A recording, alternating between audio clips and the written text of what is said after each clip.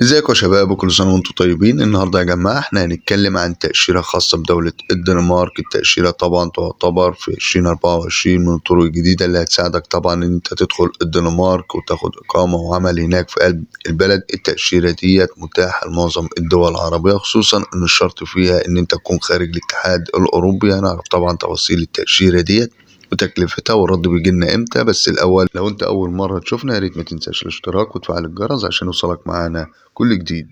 مساء الخير يا شباب وكل سنة وانتم طيبين. النهاردة يا جماعة احنا هنتعرف على تأشيرة الدنمارك الموسمية. والتأشيرة ديت يا جماعة اللي بتسمح لك بالإقامة والعمل هناك لمدة 9 شهور، ومن حقك تجددها برضه لمدة 9 شهور تانيين. يعني التأشيرة بتسمح لك بالإقامة هناك في قلب البلد لمدة 18 شهر. التأشيرة ديت برضه يا جماعة بتكون في أغلب المجالات البسيطة زي المجال الزراعي وزي السياحة وزي طبعا الإنشاءات والعمل في الغابات والصيد برضه يا جماعة. يعني لو انت قدرت تجيب عرض عمل في اي مجال من اللي احنا اتكلمنا عنه تقدر تقدم على التأشيرة ديت بكل سهولة. بس طبعا قبل ما نتكلم ازاي تجيب عرض عمل وازاي تقدم على التأشيرة ديت لازم نعرف ان تمن التأشيرة هي $100 امريكي. التأشيرة مدتها 9 شهور، بتتجدد طبعا كمان 9 شهور تانيين. يعني من حقك ان انت تقيم هناك في قلب الدنمارك لمدة 18 شهر، حدود سنة ونص.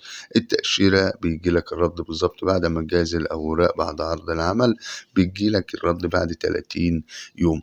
تعالوا بقى يا جماعة نعرف ازاي تجيب عرض عمل. طبعا احنا دايما بنقول عشان تجيب عرض عمل هناك طريقتين. الطرق دي تعتبر من اسهل الطرق ان انت تقدر تجيب من خلالها عرض عمل، واولها ان انت لا اما تتواصل طبعا مع اصحاب الشركات واصحاب الاعمال ان انت بتعمل سيرة ذاتية. بتبدأ طبعا تتواصل معاهم من خلال المواقع اللي احنا بنسيبها في قلب صندوق الوصف يا جماعة، من خلال ان انت تحاول تجيب من خلالهم عرض عمل في المجال الانشائي او المجالات اللي احنا اتكلمنا عنها. وربنا لو يسرك الحال وقدرت طبعا تجيب عرض عمل منهم، انت كده تقدر تقدم على تأشيرة بكل سهولة. الطريقة التانية برضو يا جماعة اللي انا بحب اذكرها دايما معايا في اي فيديو خاص بالعمل الموسمي، هو ان انت يكون لك حد هناك مقيم في قلب الدولة اللي مثلا بنتكلم عن التأشيرة بتاعتها زي الدنمارك النهاردة يا جماعة.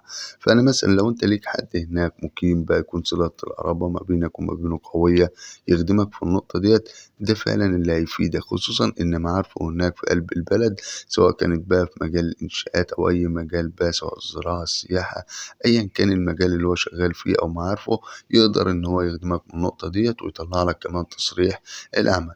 فديت النقطتين، لا إما إن أنت تتواصل بنفسك مع أصحاب الأعمال وديت اتكلمنا عنها وهنسيب لكم طبعا المواقع، الروابط لأهم المواقع في قلب صندوق الوصف اللي أنت طبعا تتواصل من خلالها مع أصحاب الأعمال أو الشركات.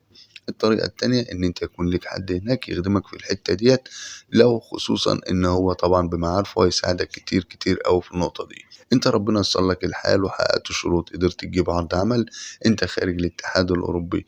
إزاي هتقدم على التأشيرة بالظبط؟ يعني إيه هي الأوراق والخطوات اللي هتطلب منك لما تيجي تقدم على التأشيرة؟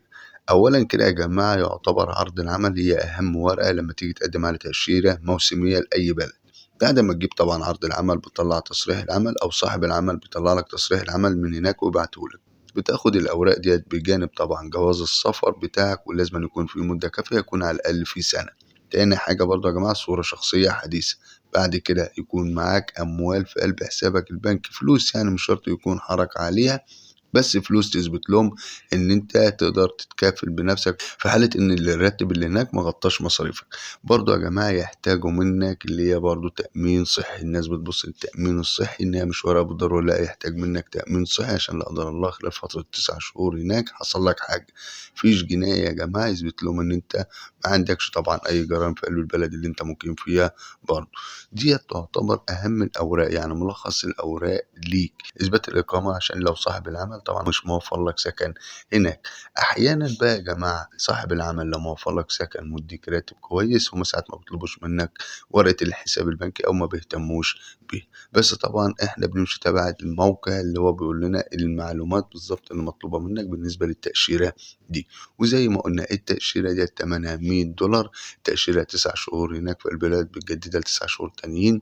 التاشيره بيجيلك رد عليها بعد طبعا 30 يوم بالظبط. وديت ملخص تأشيرة العمل الموسمي في قلب الدنمارك. وزي ما احنا عارفين برضو يا جماعة في مجالات بسيطة، الزراعة، في السياحة، في صيد الأسماك، في الغابات، في الإنشاءات، يعني هتلاقي بكافة المجالات. واتكلمنا طبعا عن الطرق اللي هتساعدك إن أنت تقدر تاخد عرض عمل. بالتوفيق للجميع بإذن الله. ولو في أي استفسار يا ريت تنسبونا في قلب التعليقات، وأنا في أقرب فرصة هرد عليكم. وشكرا لكم وبس كده.